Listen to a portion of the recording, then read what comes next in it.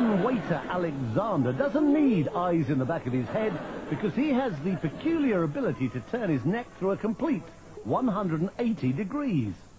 Normally the muscles and the vertebrae in the neck prevent that happening, but because of a peculiarity in his spine, Alexander has confounded orthopedic specialists for years.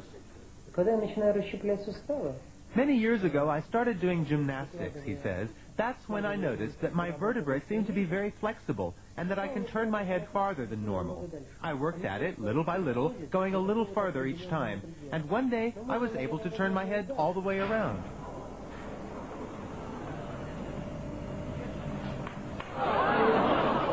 Despite the somewhat unsettling crunching of bones, Alexander claims to feel no pain, which is more than can be said for the people sitting behind him on a bus.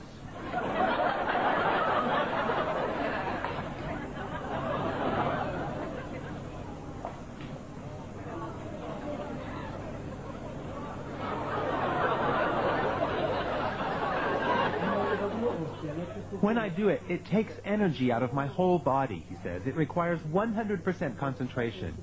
This may sound silly, I know, but in that moment, I don't feel like myself. It's as if I were another person whose body is filled with some kind of energy.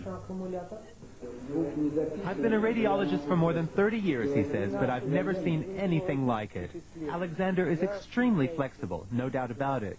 However, I suspect that it's a congenital ability. It's not something anyone could learn or train for. On the contrary, if someone else were to try it, they would surely break their neck. For me, it's absolutely normal and doesn't hurt at all. The fact that he can turn other people's heads as well, although obviously not as far, has encouraged Alexander to take his peculiar skill on a concert tour.